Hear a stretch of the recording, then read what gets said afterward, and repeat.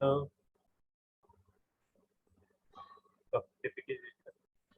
so good afternoon, friends. In our last lecture, we have seen the part B of chapter number 5. That is nothing but the human comfort. So, in that human comfort, we have seen the definition of human comfort. Then, what are the factors which are affecting on the human comfort? Then, we have seen what is meant by effective temperature.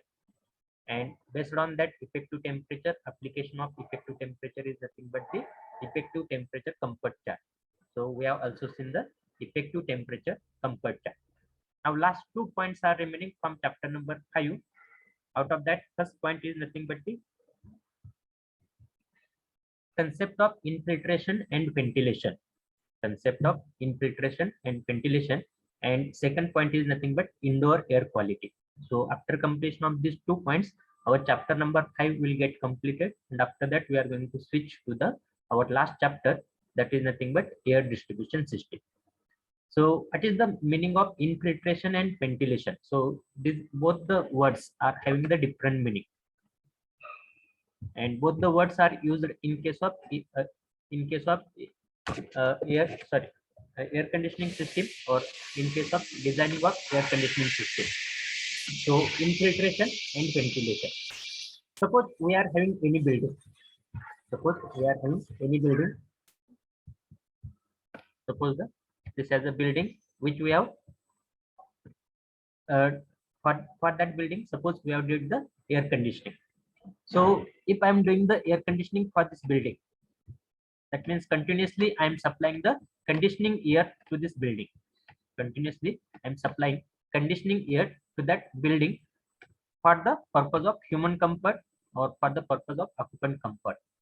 So here, if I am supplying continuously conditioned air to that building, then there must be provision that uh, here whatever air is present inside the building, that must be exchanged with the surrounding with the help of ventilation, with the help of ventilation. And whenever there will be the opening and closing, or if there will be the small hole to that wall of building or to that fabric of that building, then through that wall of building there will be the leakage of the air from inside to outside, or from outside to inside. So purposefully if you are exchanging the air, purposefully if you are exchanging the air with the surrounding environment, then that will be called as a ventilation. That will be called as a ventilation. And that ventilation is always necessary. Ventilation is always necessary to exchange the air which is inside the building, so that the oxygen level inside the building will goes on or will be maintained. So you might have heard the example, if any person is sitting continuously inside the air conditioning room, and if that air conditioning room is not properly ventilated, if that air conditioning room is not properly ventilated, or if there will not be the proper percentage of the oxygen level inside that conditioned room, then that person will feel lazy, or that person will feel will have the problem of headache. So why this is so? Two, because of the decreasing the level of oxygen inside the conditioned space. So for that purpose, to improve the level of oxygen, as well as to maintain the pressure inside the building, we should have the ventilation. And here, whatever infiltration is there, that infiltration, that ventilation is the desirable activity, but whatever infiltration is there, that infiltration is not the desirable activity. Suppose we are having any window, and where we are connecting that window to the wall, suppose there is small hole or a small crack. So through that small hole or small crack, that conditioned air, conditioned air will go outside, or unconditioned air will come inside. That will be called as a infiltration. So these are the two concepts. First one is called as the infiltration, second one is called as the ventilation. So proper definition of infiltration. So infiltration is nothing but uncontrolled introduction of outside air. Infiltration is nothing but uncontrolled, it is nothing but uncontrolled introduction of outside air into the building or into the conditioned space through cracks, or through that is nothing but leakage of conditioned air to the outside, or unconditioned air to the conditioned space through cracks or aperture in the building fabric. Aperture in the building fabric means small holes in the building fabrics or building wall. So through that, if there will be the uncontrolled introduction of outside air, that will be called as the infiltration. That will be called as the infiltration. So here, related to this infiltration, there are two words. First word is called as the infiltration, and second one is called as the exfiltration. So what is meant by infiltration and what is meant by exfiltration? So infiltration is nothing but air entering into the conditioned space. That means outside air is entering into the conditioned space, that will be called as the infiltration. So if there will be the hole to that building, suppose I'm having this as a conditioned space. Suppose this has a conditioned space, and suppose I'm having window at this location. Though that window is closed, but because of placing the window, there is suppose small opening or small hole. So through that small hole, if unconditioned air will come inside of the building, that will be called as the infiltration. And through that small hole,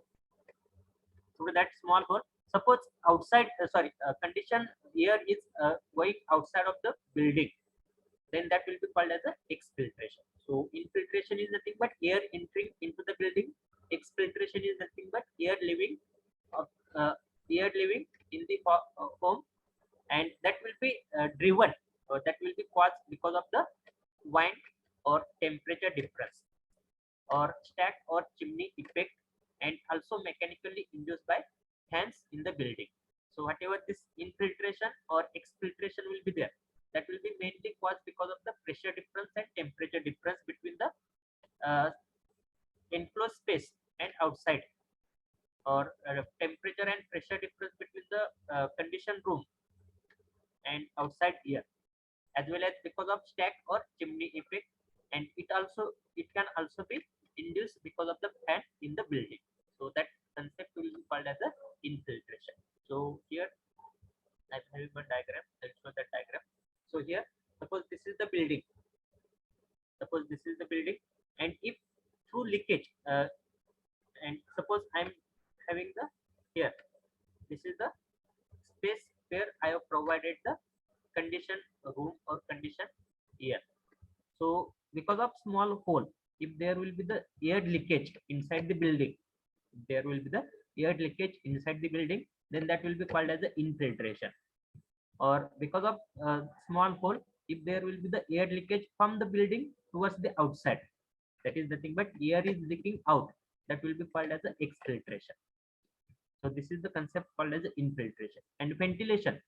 So here purposefully we are providing the ventilation. So here you are observing that. So always at the top of building, we are always providing the exhaust fan. So for what purpose we are providing the exhaust fan?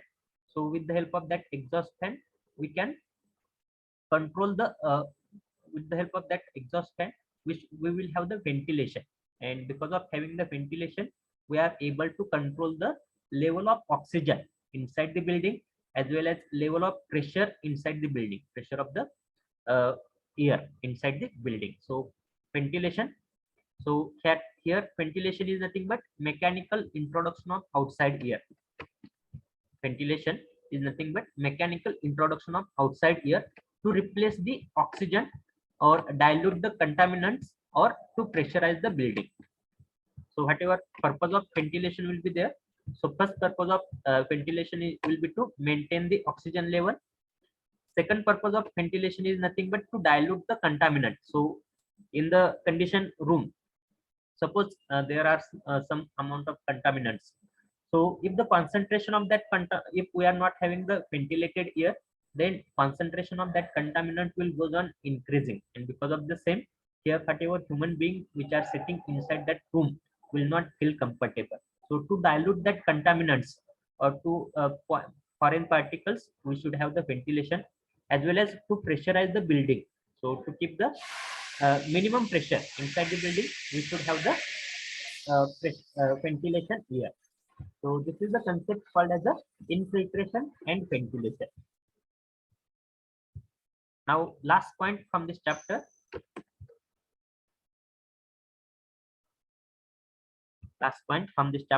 Is nothing but the indoor air quality. indoor air quality. So suppose this is the room which I have for which I have did the air conditioning, or for which I have maintained the required or desirable atmospheric condition. Here I have maintained the desirable atmospheric condition. So here, if I am doing the air conditioning for this room, so here whatever human beings are sitting inside this room, so those the main purpose is the human beings as well as machines which are there inside that enclosed space should feel comfortable or should work effectively. So here, if I am considering the example of office, suppose IT industry, so in that IT industry, most of the IT industries will be equipped with the air conditioning room. So here, the main purpose of that providing the air conditioning will be to satisfy the thermal environment of the human body with the uh, surrounding. That means to provide the best suitable atmospheric condition so that efficiency of that human being will improve. So here, whatever air we are supplying continuously, the main thing which we have to control here. That means here, whatever air condition air we are supplying to that room, we should have the we should ensure the quality of air which we are supplying to that room, because whatever human beings are there, those human beings are continuously sitting inside the room, and that quality of air which we are providing to that conditioned room is also affecting on the human being. So the most and important parameter is always we have to ensure the uh, best air quality which we are supplying to that room. So what is meant by indoor air quality? What is meant by indoor air quality? So that indoor air quality is nothing but the quality of air. That indoor air quality is nothing but the quality of air which we are supplying to that enclosed space, and it will affect either good or bad. It will affect either good or bad on the occupants. So indoor air quality will refers to good or bad effects, good or bad effects of the content of the air. So whatever good or bad effects will be there, that will be mainly because of the contents of the air. Contents of the air means because of the quality of air inside a structure on its occupants. Inside a structure on its occupants. So here, good air, good indoor air quality. What is meant by good indoor air quality? So it should not have unwanted gases. It should not have unwanted gases, or it should not have the dust particles or any foreign particles at higher concentration, which will adversely affect on the human being or which will adversely affect on the occupants.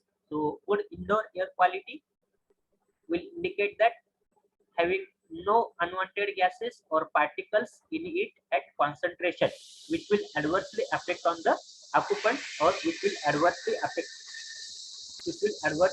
on the human being.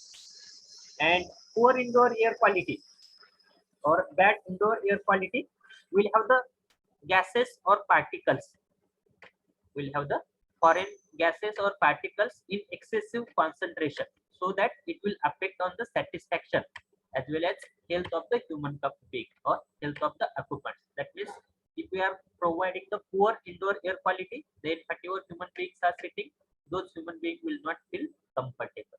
Okay, so that will be called as the indoor air quality. So there are some requirements. There are some requirements of the air which we are supplying to the uh, which we are supplying to the enclosed space, so that that air will become as a good indoor air quality. So as we are knowing that that air is consisting of the different parameters.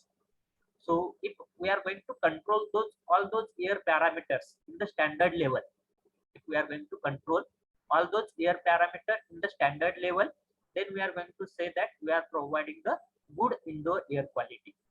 So if summer season will be there, if summer season will be there, then whatever enclosed rooms temperature will be there, we have to maintain in between 22 to 28 degrees centigrade. If winter season will be there, so in winter season we have to maintain the indoor room temperature or required room temperature in between 16 to 24 degrees centigrade. Then whatever level of relative humidity will be there. So for summer air conditioning, the level of relative humidity should be maintained in between 40 to 60%. In between 40 to 80%, not 60, 40 to 80%. And for winter air conditioning, the level of relative humidity or percentage of relative humidity will be maintained in between 30 to 60%. Now, whatever different gases are there, so those gases in terms of 1 hour average. So whatever indoor air we are supplying, so here the level of sulfur dioxide should not exceed, level of sulfur dioxide should not exceed above the 0.50 mg per meter cube, mg milligram per meter cube, and this 0.50 mg per meter cube is 1 hour average. This is the level which is 1 hour average. Then level of nitrogen dioxide that should not exceed above the 0.24 in terms of mg per meter cube for 1 hour average. Then carbon monoxide, that level should not be greater than 10 mg per meter cube for 1 hour average. Then carbon dioxide percentage, so that carbon dioxide percentage should not be greater than 10%, sorry, not 10%, 0.10% for 24 hours average. Then ammonia level should not be exceed above the 0.20 mg per meter cube, milligram per meter cube for 1 hour average. Then HCHO, before that ozone level should not be greater than 0.16 mg per meter cube for 1 hour level. HCHO, that level should not be greater than 0.10 in terms of mg per meter cube for 1 hour. Then benzene 0.11 mg per meter cube for 1 hour. Then PM10, that is respirable suspended particle, that should not be greater than 0.15 mg per meter cube for 24 hours. And total volatile organic compounds, that should not be greater than 0.60 mg per meter cube for 8-hour average. So whatever air we are supplying to that conditioned room, whatever air we are supplying to that conditioned room, if the different if we are providing different air parameter in this standard level only, in this standard level only, then whatever quality of the air will be there, that quality of the air will be said as a good quality of air, and that will not have the adverse effect or adverse effect on the human being or occupants which are sitting inside that enclosed room. So these are the various requirements of indoor air quality. These are the various requirements of indoor air quality. Okay. So these are the 2 points. And last point is nothing but what strategies we should implement. What strategies we should implement so that there will be the improve in the indoor air quality. So if I want to improve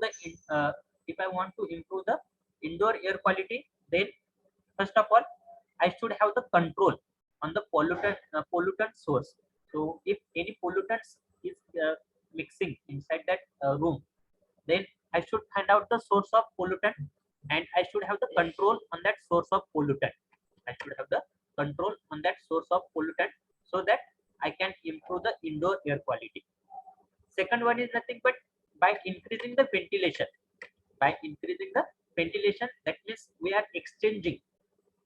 We are not repeatedly providing the same air inside the same room. We should have to exchange some amount of fresh air. We should have to exchange that conditioned air with the fresh air also. So there should be increased ventilation. So increasing ventilation will also improve the indoor air quality. Then third one is nothing but by doing the dehumidification also. By doing the dehumidification also, we can improve the indoor air quality. And last parameter is nothing but use of air cleaner.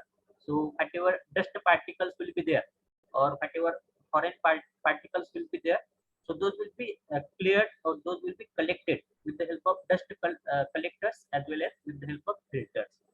So by using these strategies, pollutant source control, increased ventilation, dehumidification, and use of air cleaners, by using these strategies, we can improve the indoor air quality. Okay, so yes, whatever last 2 points were there, so we have completed those last 2 points. That means we have covered the our chapter number 5. Okay, that chapter number 5 was heating and cooling load calculation. And as that chapter number 5 was consisting of the two parts, first part was heating and cooling load calculation, and second part was related to the comfort condition, human comfort, as well as ventilation and that infiltration. Okay, now we'll switch to the last topic of our subject, that is nothing but chapter number 6. So wait for 1 minute. So this will be our last topic or last chapter from syllabus. So chapter number 6 is nothing but the air distribution system. So we'll start our chapter number 6 also in this lecture only.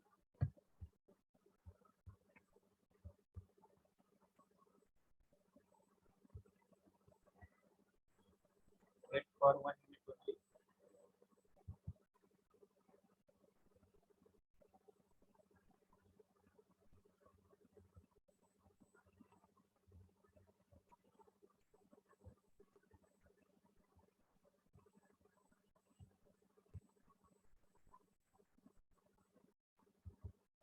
Okay.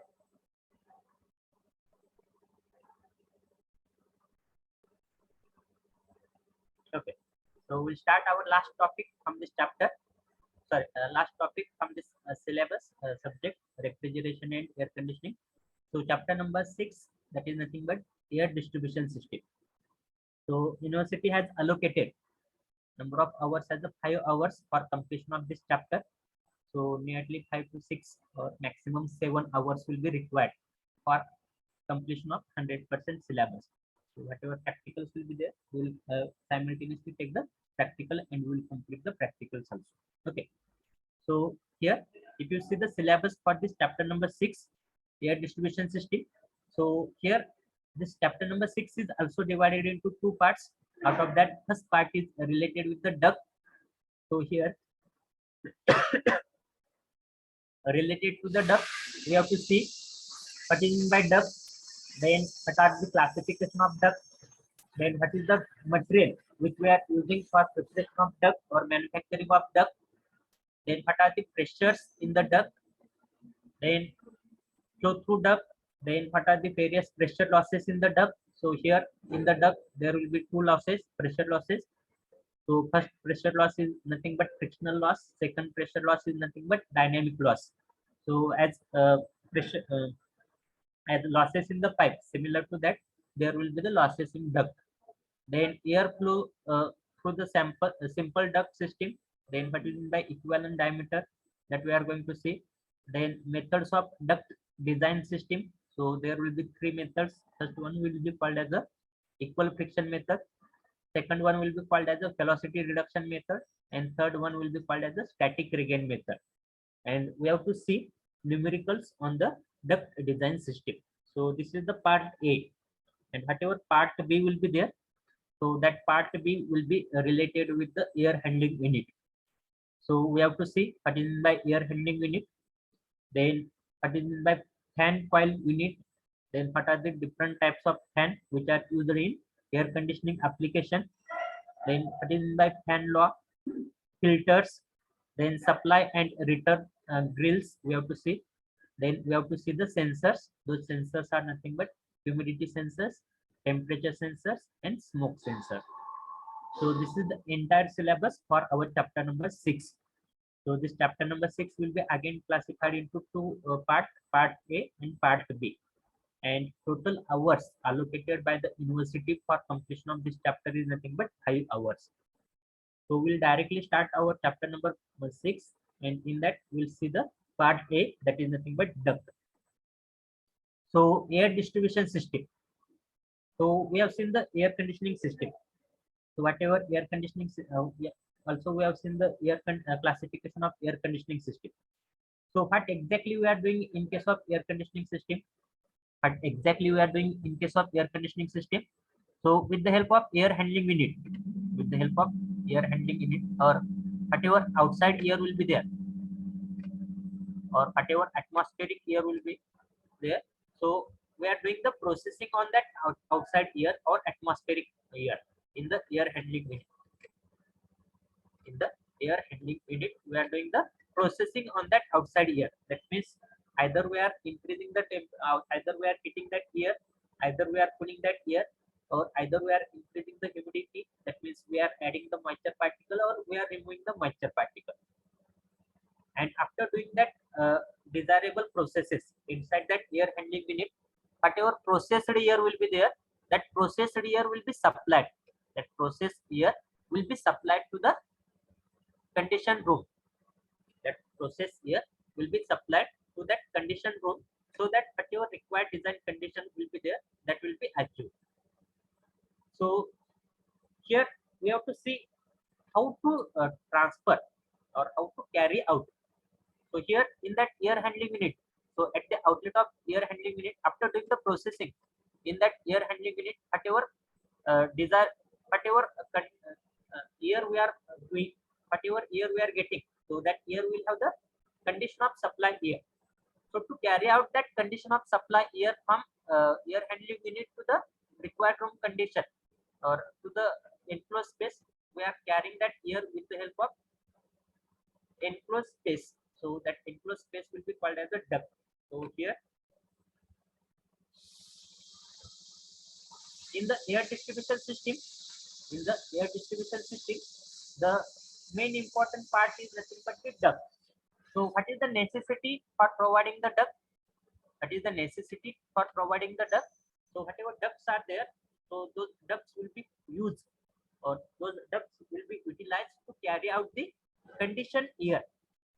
To carry out the conditioned air from conditioning apparatus, that means from air handling unit to the conditioned space, or to carry out the recirculated air from conditioning space to the inlet of conditioning apparatus. So here we are having this as a conditioning apparatus. This will be called as a conditioning apparatus. That is also called as a air handling unit. And here we are having the conditioning equipment. That means heating coil, cooling coil, humidifier, dehumidifier. So here, after doing the processing on the outside air, here we are getting the conditioned air. After doing the processing on the outside air, here we are getting the conditioned air. Conditioned air means the air which will have the quality of supply, or the air which will be maintained at the supply condition.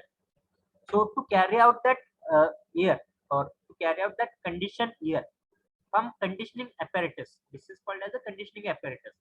So to carry out the conditioned air from conditioning apparatus to the conditioning space, so whatever enclosed space we are using, so this enclosed space or will be called as a duct. So this will be called as a supply air duct. Or if I want to transfer the recirculated air, from conditioned space to the inlet of conditioning apparatus, then to carry out that air from conditioned space to the conditioning apparatus, whatever enclosed system we are using, that system will be called as a duct. So what is the necessity of duct? To carry out the conditioned air from conditioning apparatus to the conditioning space, or from conditioning space to the conditioning apparatus. We always require to have the duct. Okay. So whatever that duct will be there, so that duct will look like this. So here you are observing the picture of duct. So wherever we are having the central air conditioning plant, wherever we are having the central air conditioning plant, there we are using such type of duct. So what is the purpose of that duct? So in case of central air conditioning plant, where we are using the central air conditioning plant, most of the cases we are using that central air conditioning plant in the malls, as well as in the IT industries, as well as in the cinema theaters, where we require to have the where we are providing for each and every room. We are providing the conditioning air. So to provide that conditioning air, we are doing the processing, whatever air or whatever conditioning air we are requiring for that entire mall or entire cinema theater or entire building. So that here we are doing the conditioning at one particular location. We are doing the conditioning of that air at one particular location, and we are carrying out that conditioning air from conditioning building, or sorry, from conditioning room to the various location, to the various location. And again, here from this various location,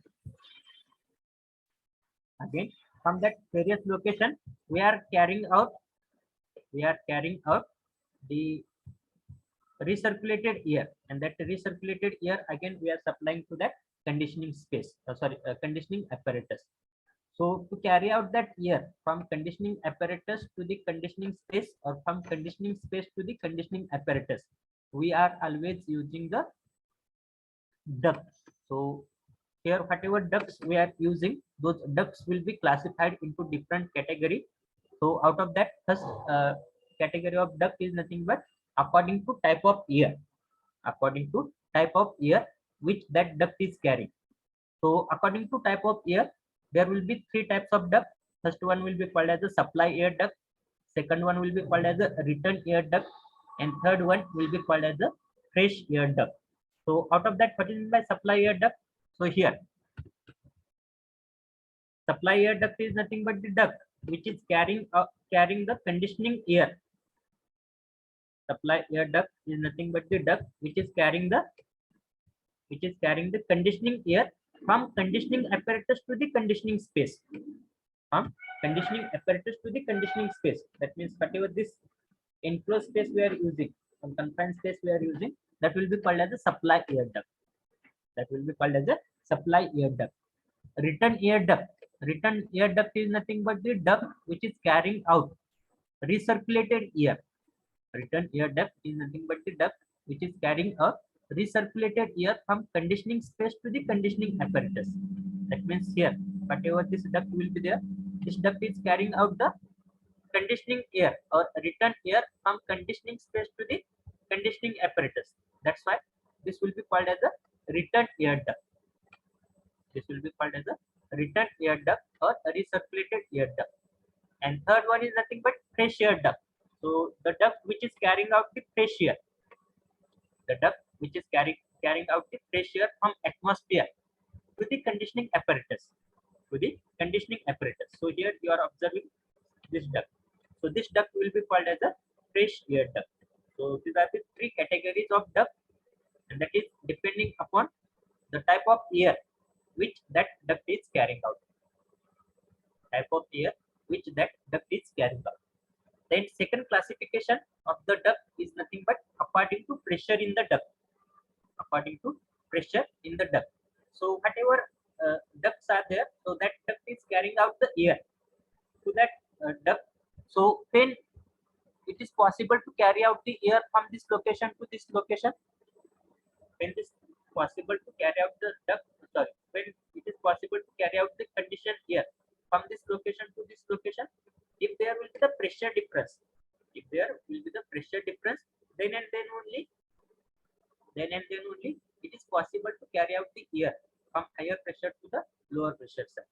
So according to pressure in the duct, total pressure in the duct, there will be three types of duct. So for multiple choice question, this will be asked. So out of that, first one will be called as a low pressure duct. First one will be called as a low pressure duct. Second one will be called as a medium pressure duct, and third one will be called as a high pressure duct. Low pressure, medium pressure, and high pressure. So out of that, low pressure duct means if static pressure.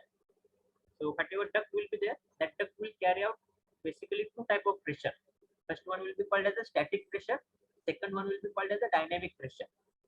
So whatever static pressure will be there, that static pressure will always act in the perpendicular direction to that duct. And whatever dynamic pressure will be there, that dynamic pressure will always act in the direction to the flow of air in the duct.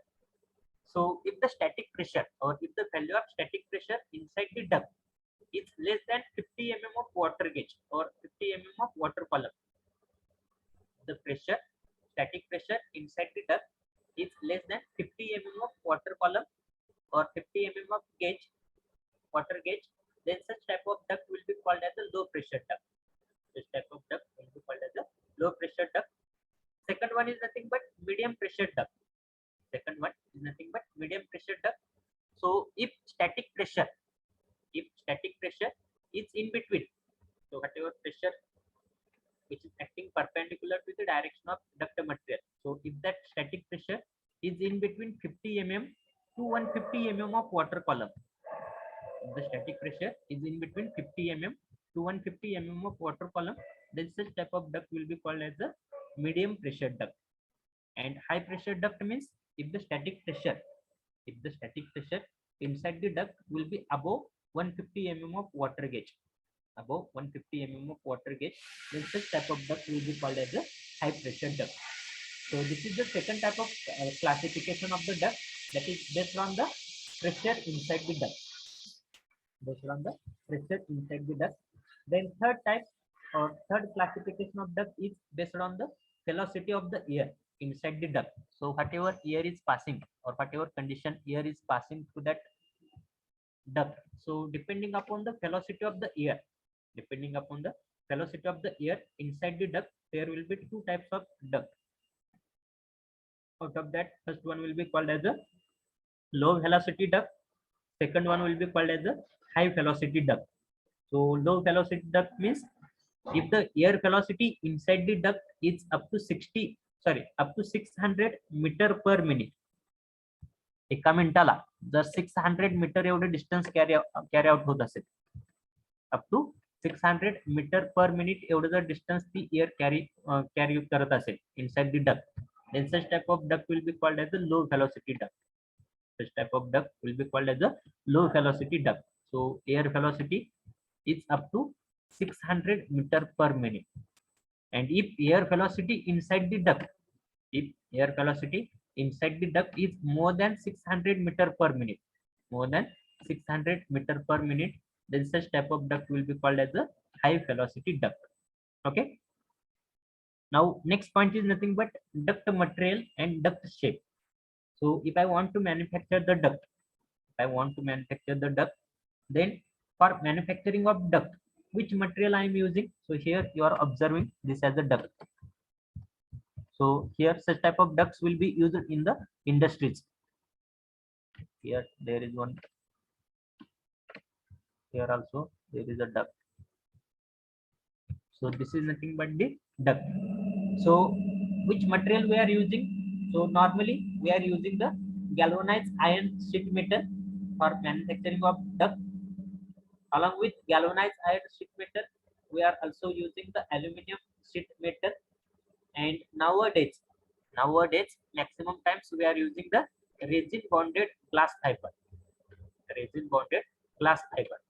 So that resin bonded glass fiber is non-metal, and with the help of that resin bonded glass fiber also we can manufacture the duct. So for multiple choice question, this question may be asked: the material used for manufacturing or fabrication of duct, GI sheet metal with the help of either GI sheet metal or aluminum sheet metal or resin bonded glass fiber. We are manufacturing the duct, and whatever ducts will be there. So duct will be of different shape. So basically there are three shapes. Out of that, first shape is nothing but the circular duct. Second one is nothing but the rectangular duct, and third one is nothing but the square duct. So here whatever duct you are observing. So here, if this length is higher as compared to this width, then such type of duct will be called as a rectangular duct. If this length and this width will have the same value or same size, then that will be called as a square type of duct. And if this duct will be round, then that will be called as a circular or round duct. So when to use which duct? So from economical point of view, as circular duct is carrying out maximum amount of air with minimum costing. That's why from economical point of view, that circular or round duct is always preferable. from appearance or from appearance point of view, a rectangular duct will be always utilized or will be always used. And from practical point of view, that sphere type of duct will be always used. So these are nothing but the various shape of duct. Okay. Now, as I told you that whenever we are carrying out the air, through the duct, आता मला ह्या duct मधून जर air carry करायचे असेल, तर ही air काय करणार आहे, त्यामध्ये ही एअर कशी असली पाहिजे, प्रेशराइज एअर असली पाहिजे, and that air is acting the pressure on the duct. So there will be two types of pressure inside the duct. Out of that, first one will be called as a static pressure. आता हे example घ्या किंवा हे example घ्या. या ठिकाणी suppose ही रिसर्क्युलेटेड किंवा return air duct आहे. Return air duct मध्ये आपण काय करतोय, सपोज ह्या लोकेशन पासून एअर कॅरी करतोय, त्या लोकेशन पासून तिथपर्यंत एअर कॅरी करतोय. आता ही जी एअर आहे, ही एअर कशी आहे, इन मोशन मध्ये आहे. That air is in motion. So to have that motion, that air should have the pressure. So whatever pressure will be there inside the duct, that pressure will be of two types. Out of that, first pressure is nothing but static pressure. So here, whatever this air is passing through that duct, that air is acting the pressure. On the walls of duct. So this pressure will be called as the static pressure. So that static pressure will always push against the wall of duct. And if value of static pressure is tremendous or very large as compared to atmospheric pressure, then there may be the chances of bursting of that duct. So that if this pressure is excessive, then there may be the chances that there will be the bursting of this duct. Okay, so such type of pressure will be called as a static pressure. And second pressure is nothing but dynamic pressure. So here, if air has to carry out or air has to pass from this location to this location, त्या ठिकाणी जर एअरला ह्या location पासून जर ह्या लोकेशनला जायचं असेल in this direction, then it is possible. It is possible only if there will be the drop in static pressure. That means here, whatever this air will be there, that air will have the pressure in the direction of the motion of the duct. Air will have the pressure in the direction of travel of the air inside the duct. So that will be called as the dynamic pressure, or that is also called as the velocity pressure.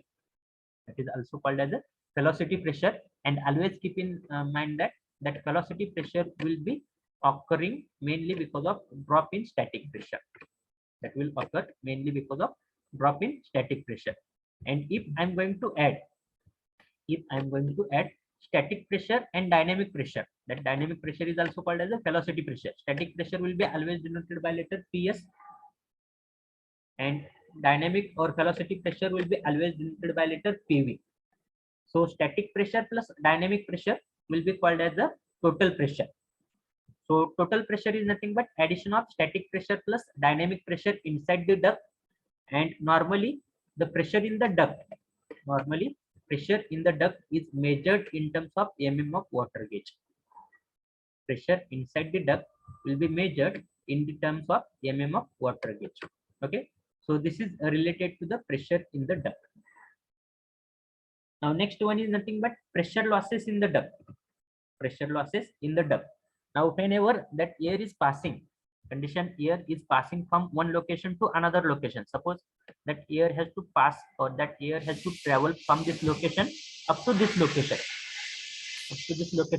That means that air has to travel through this duct, and while traveling that air through this duct or through that confined space, there will be the losses in the pressure.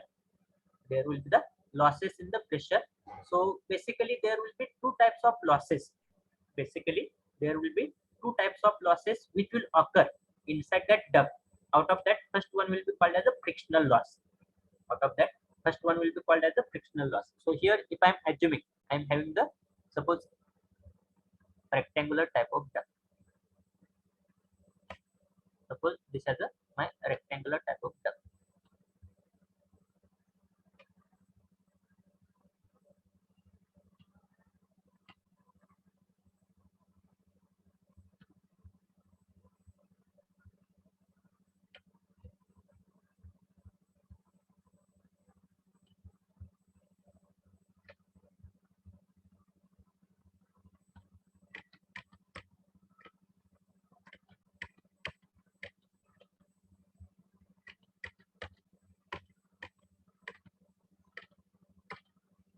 Okay.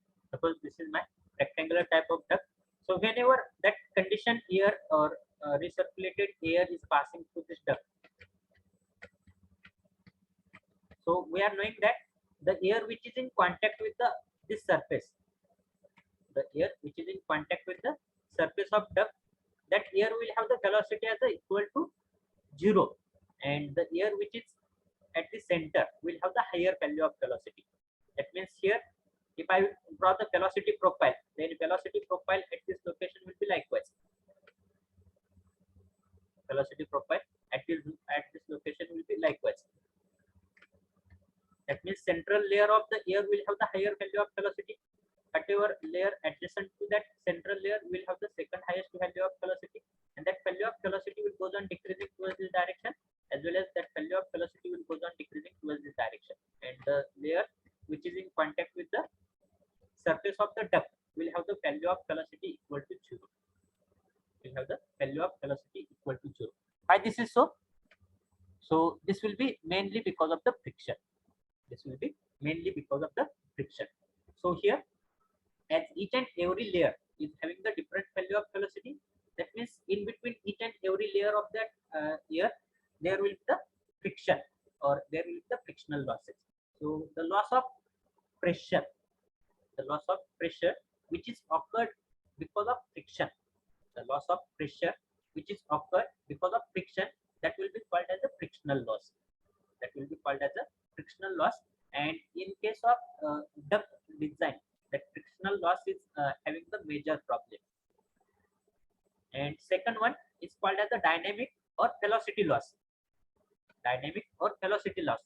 So whatever dynamic or velocity loss will be there, that will occur because of change in direction of the velocity or change in magnitude of the velocity.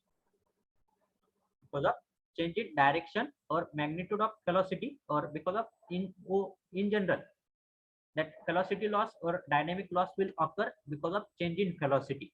As velocity is the vector quantity, that means if there will be change in magnitude as well as direction, or if there will be the change in direction, then there will be the loss of pressure because of the dynamic loss or velocity loss. So how that dynamic or velocity loss is occurring? Suppose air is passing from this location to this location. So when that air is passing from this point, here you are observing that there is converging section. There is a converging duct. Then again here also there is a converging duct. Then at this location, the direction of velocity of the air, is goes on changing. Direction change hote. So because of this change in cross section area of the duct, because of changing cross section area of the duct, or because of change in direction of the duct, because of changing cross section area of the duct, or because of changing direction of the duct, whatever pressure losses will occur, that will be called as the dynamic or velocity losses which are occurring inside the duct. So out of that frictional and dynamic losses, here inside the that whatever losses in the pressure will be there, so that frictional losses will be called as a major pressure losses. That frictional losses will be categorized under major losses, and whatever dynamic losses will be there, that will be categorized under minor losses. That will be categorized under minor losses. Now here we have to calculate pressure loss due to friction in the duct. we have to calculate pressure loss due to friction in the duct. So to calculate that pressure loss due to friction in the duct, as like Darcy-Weisbach equation, here also we have to derive the derivation. As like Darcy-Weisbach equation, here also we have to derive the derivation. So that derivation part, time is 3:25. So it is not possible to take that derivation part within 2 or 3 minutes. So whatever this derivation part will be there, we'll take in the next lecture. Okay. Now I will take the attendance, and after completion of attendance, you can exit the lecture. So last lecture will be from 3:45 to 4:45. 3:45 to 4:45.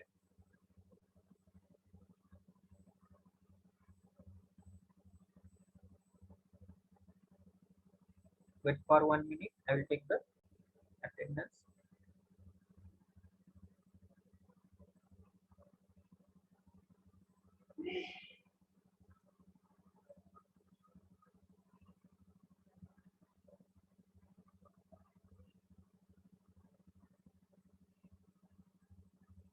Okay. Roll number 1 to 5 absent, 6 present, 7 absent, 8 present. Roll number 9 to 14 absent, 15, 16, 17, 18 present, 19 absent, 20 present, 21 absent, 22 present, 23 absent, 24 present, then 25 to 33 absent.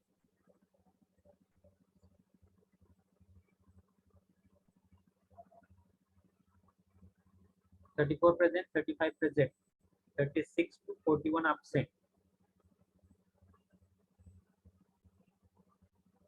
42 present, 43 absent, 44, 45, 46 present, then 47, 48, 49 absent, 50 present, 51, 52, 53, 54 absent, 55 present, then from 56 to 61 absent, 56, 57, 58, 59, 60, 61 absent, 62 present, 63 absent, 64 absent, 65 absent, 66 absent, 67 present, 68 present, then 69 absent, 70 absent, 71 absent, 72 present, 73 absent, 74 absent, 75 absent, 76 absent. And who else is remaining? 51 is present. Okay. I think I have taken the attendance of all the students. Thank you for attending the lecture. We'll see in the next lecture.